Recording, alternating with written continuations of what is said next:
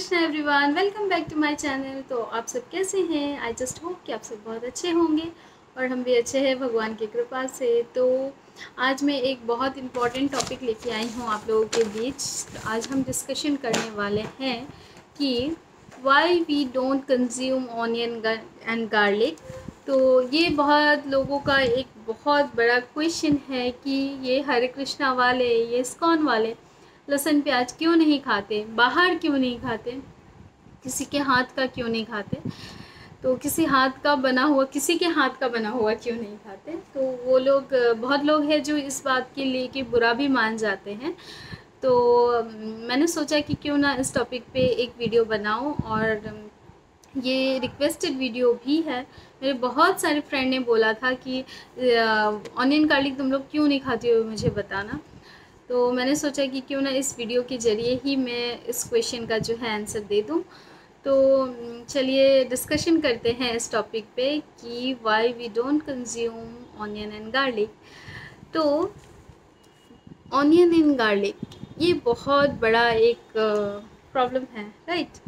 मतलब लोग सोचते हैं ऑनियन गार्लिक के बिना हम कैसे रह सकते हैं। इनफैक्ट मैनी पीपल्स जो है वो मुझे कहते हैं कि आप लोग कैसे रह लेते हैं, तो आप लोग बहुत इम्पॉर्टेंट चीज़ मिस कर रहे हैं, ऐसा कहते हैं। लेकिन बहुत बड़ी गलतफहमी है उनकी। जो ऑनियन एंड गार्लिक है मोस्ट इम्पॉर्टेंट इंग्रेडिएंट्स है, बिल्कुल भी नहीं है ये।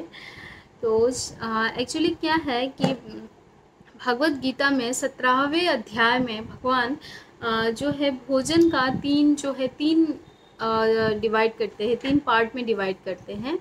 एक है तमोगुनी, एक है रजोगुनी, एक है सतोगुनी, तमोगुनी, रजोगुनी, तीन में डिवाइड करते हैं, तीन भाग में। तो जो तमोगुनी होते हैं वो तमोगुनी को अपवित्र मानते हैं। तमोगुनी में आता है लहसुन, प्याज, मांस, मछली, ये सब आते हैं आपके तमोगुनी में। तो let me ask a question, if someone die, भगवान न करे ऐसा हो, लेकिन अगर कोई आपका बहुत प्यारा कोई भी सदस्य अगर गुजर जाता है, उनकी डेथ हो जाती है, तो हम क्या करते हैं? हम उनको ले जाके या तो विसर्जित करते हैं। बहुत सारे कम्युनिटी है जिसमें वो लोग विसर्जित कर टू से दफना देते हैं, और बहुत लोग उसको जलाते हैं, ऐसा करते हैं। लेकिन जो उनका जो राख होता है, हड्डी जो जल जाती है, वो सब क्या हम उसको वापस लेके आते हैं घर में, लाके फ्रिज में रखते हैं? क्या नहीं रखते हैं ना। उसको हम विसर्जित कर देते हैं, वो भी गंगा में हम उनको विसर्जित कर देते हैं। और ये मान्यता है कि उनकी जो आत्मा है उनको शांति मिलेगी, है ना। लेकिन नॉर्मली हम क्या करते हैं, जो नॉर्मल लोग हैं, जो नॉन वेजिटेरियन है, वो क्या करते हैं कि वो मरे हुए बकरे को, मरे हुए मुर्गी को,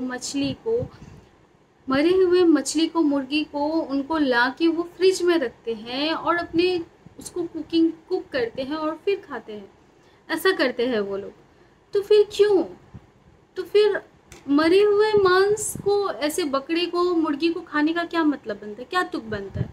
जब तो फिर मनुष्य को भी खाओ, क्या डिफरेंस है? उन लोगों की ऐसे बहुत सारे लोगों से मेरी डिबेट भी हो चुकी है कि जो नॉन वेजिटेरियन लोग हैं वो कहते हैं कि ये खाने की चीज़ है, लेकिन ये उनकी गलतफहमी है। ये खाने की चीज़, बकरा कोई खाने का चीज़ नहीं है, मुर्गी कोई खाने की चीज़ नहीं है, अंडा कोई खाने का चीज़ नहीं है। तो उनकी गलतफहमी है कि वो खाने की चीज़ है। ओके, तो उसके बाद ऐसा ही होता है। लेकिन फिर बहुत लोग ये भी कहते हैं कि फिर आप लोग प्लांट्स एंड वेजिटेबल क्यों खाते हैं? वो भी तो लिविंग बींग्स है, उसमें भी तो जान है, वो भी बड़ा होता है, ग्रो होता है। तो let me tell you clearly कि साइंटिफिकली जो है पेड़ और पौधा है वो उसमें रेस्पिरेटरी पावर नहीं होता है। So plant and vegetable do not have respiratory power and also do not have nervous system. उनका नर्वस सिस्टम नहीं होता है, वो सांस नहीं ले सकते हैं, वो टच नहीं कर सकते, दे do not touch, they can't smell, they can't feel, they do not have any emotion। उनके पास कोई इमोशन नहीं होता है। तो भगवत गीता में ये साफ साफ लिखा हुआ है कि फल फूल साग सब्जी जो है वो खाने की वस्तु है, उनको आप खाइए। एक और चीज़ है कि इफ़ नॉनवेज एंड लहसुन एंड प्याज, ऑनियन गार्लिक, अगर शुद्ध भोजन है, तो फिर क्यों जब लोगों के घर में नवरात्रि होती है, जब कलश की स्थापना होती है, गणेश चतुर्थी में बप्पा जी घर आते हैं, हमारे बिहारी कम्युनिटी में छठ पूजा होती है, और बहुत सारे ऐसे फेस्टिवल हैं जिसमें लोग नहीं खाते हैं। सावन है, अभी सावन चल रहा है, सावन का महीना चल रहा है, ये पूरे मंथ बहुत लोग नॉनवेज नहीं खाते हैं, ऑनियन गार्लिक भी बहुत लोग नहीं खाते। तो क्यों आपका भक्ति लिमिटेड टाइम के लिए होता है, 9 दिन के लिए, 3 दिन के लिए। छठ पूजा होती है 2 दिन, 3 दिन के लिए, 3 दिन के लिए, 1 सप्ताह के लिए गणपति बप्पा के लिए, उसके बाद फिर क्या कहते हैं, सावन 1 महीना के लिए। नहीं, ये लिमिटेड टाइम के लिए भक्ति होती है जो लोग ऐसे करते हैं। और क्यों नहीं वो फिर लहसुन प्याज का भोग बना के भगवान को भोग लगाते हैं। उनको पता है कि भगवान उसको एक्सेप्ट नहीं करेंगे, क्योंकि भगवान लहसुन प्याज नहीं खाते हैं। चाहे वो भगवान हो, चाहे वो देवी देवता हो, चाहे वो शिव जी हो, चाहे वो दुर्गा देवी हो, चाहे वो गणपति बप्पा हो, चाहे वो छठ पूजा हो या फिर कोई भी फेस्टिवल हो, तो क्यों नहीं ऑनियन एंड गार्लिक का भोग उनको लगता है, क्यों नहीं हम उनको ऑफर करते हैं। जस्ट बिकॉज क्योंकि उनको नहीं पसंद है, या अशुद्ध फूड है, वो नहीं खाते हैं, इसीलिए। तो हमारे जो प्रभुपाद जी हैं, जो इस्कॉन फाउंडर आचार्य श्रील प्रभुपाद जी, उन्होंने कहा है कि जो कृष्ण भक्त है वो लिमिटेड टाइम के लिए भक्ति नहीं करेंगे, वो भक्ति करेंगे पूरा जीवन, अपना पूरा लाइफ। हमें 12 मंथ हमको ये वाला जो प्रोसेस है, ये वाला जो रूल है, वी शुड फॉलो, हमको इसको फॉलो करना ही है, इस रूल को। तो हमारी जो भक्ति है वो लिमिटेड टाइम के लिए नहीं होती है। श्री प्रभुपाद जी ने हमें ये सीख दे के गए हैं कि आप लोग जो भक्ति कर रहे हो, ये अपने चिरजीवन कीजिए इस भक्ति को। और हम वही खाते हैं जो भगवान खाते हैं, जो हम भगवान को भोग लगा सकते हैं हम वही खाएंगे, जो नहीं लगा सकते वो हम भी नहीं खाएंगे, सीधी सी बात है। दूसरा कारण ये भी हम मान सकते हैं। तो यही बात है, इसीलिए ये भी कारण है, मेन कारण है कि हम नहीं खाते। हम भगवान को लहसुन प्याज भोग नहीं लगा सकते, हम नहीं खाते। कहते हैं ना, जैसा अन्न होता है, जैसा मन होता है वैसा ही अन्न होता है। तो अगर हम मांस मछली खाएंगे तो हमारा मन भी वैसा ही होगा। तो हमें कोशिश करना चाहिए। मैं आपको ये एक बोल रही हूँ कि आप लोग थोड़ा सा कोशिश कर सकते हो कि आप लोग अवॉइड करो इन सब चीज़ों को, क्योंकि जो हम तामसिक फूड खाते हैं उनसे हमारा जो है मेंटलिटी जो है वो भी तामसिक धीरे धीरे हो जाती है। लेकिन ये चीज़ हमको समझ में नहीं आता है, इसीलिए हमें भक्ति को एक्सेप्ट करने में बहुत बहुत बहुत टाइम लग जाता है। और पता है भक्ति करने का जो फर्स्ट स्टेप है वो क्या है? भक्ति करने का फर्स्ट स्टेप है chanting and Gita study. Chanting और गीता स्टडी बहुत बहुत ज़्यादा इम्पॉर्टेंट है। और मैं ये नहीं कहूँगी कि आप लोग अगर नॉनवेज खा रहे हो तो आप लोग चैंटिंग मत कीजिए, आप लोग गीता स्टडी मत कीजिए। वी शुड डू, हमको ये 2 चीज़ करना ही करना है। मैं जानती हूँ ये इतना पॉसिबल नहीं है बहुत लोगों के लिए कि वो जो है बहुत जल्दी से जो है वेजिटेरियन बन जाए, भगवान को भोग लगा के खाएं। This is not so easy for them, those who are living with joint family.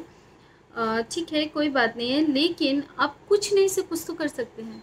और ये कुछ तो जो है ना बहुत ज़्यादा है, बहुत ज़्यादा है। तो अगर आप चैंटिंग स्टार्ट करते हैं या फिर आप गीता स्टडी स्टार्ट करते हैं, इससे पता है आपको क्या होता है? आपको कृपा मिलती है, और ये कृपा आपको भक्ति तक लेके जाती है।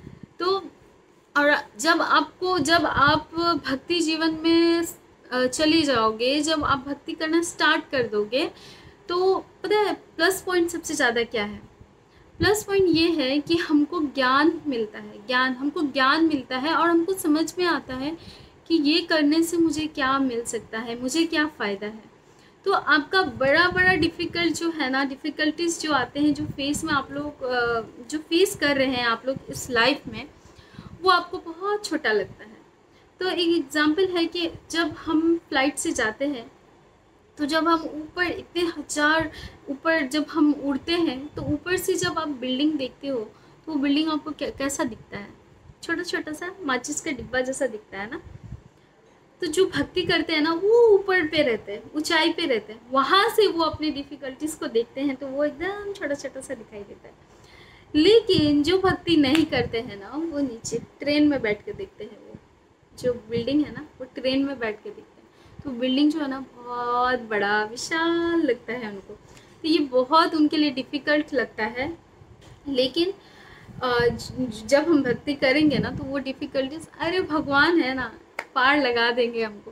मतलब सिलेंडर हो जाते हैं हम बिल्कुल, और हमारी जो लाइफ है ना, बहुत हद तक इजी हो जाता है, क्योंकि हम टोटली भगवान पे भरोसा करते हैं कि वो हमें पार लगा देंगे।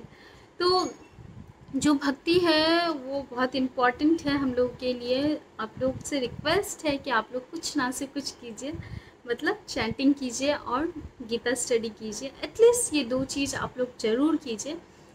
और तो जो ऑनियन एंड गार्लिक का जो टॉपिक था वो मैंने ख़त्म कर दिया, और आई होप कि आपको समझ में आया होगा कि हम ऑनियन गार्लिक नहीं खाते हैं, क्यों नहीं खाते हैं, हम क्यों कंज्यूम नहीं करते हैं, हम क्यों भगवान को भोग नहीं लगाते हैं, हम क्यों बाहर नहीं खाते हैं। ये हमारा मेन कारण है, क्योंकि भागवत गीता में क्लियरली भगवान ने कह दिया है ये चीज़ कि तामसिक भोजन कृष्ण भक्त को नहीं लेना है। We should avoid tamasic food like onion garlic and non veg. तो आई होप कि आपको अच्छा लगा होगा, आपको समझ में आया होगा। जहाँ तक मुझे पता है, जहाँ तक मैंने अपनी सीनियर डेवोटीज के क्लासेस सुने हैं, जहाँ तक मुझे मालूम है, मैंने कोशिश की है आप तक ये शेयर करने की। तो अगर आपको सच में अच्छा लगा हो ये वीडियो, और अगर और भी कोई है जो जिसके मन में ये प्रश्न है कि हम क्यों ऑनियन गार्लिक नहीं खाते हैं, क्यों उनको पसंद नहीं है, तो आप लोग प्लीज़ ये वीडियो उन तक शेयर कीजिए, ताकि ये जो मैंने अपना जो नॉलेज आपके साथ शेयर किया है ये उन तक भी पहुंच सके। तो thank you so much for watching my video, and keep watching my videos, and like, share and subscribe. Keep supporting me. Hare Krishna. Take care. फिर आऊँगी एक अच्छे इंटरेस्टिंग वीडियो के साथ। और अगर आपको इस तरह के और भी अगर अच्छे अच्छे टॉपिक्स पे अगर आपका कुछ क्वेश्चन है, तो you can also ask me in comment box. आप कमेंट बॉक्स में मुझे पूछ सकते हैं। I will definitely try to give answer through this type of videos. तो ओके, तब तक के लिए टेक केयर। हरे कृष्णा।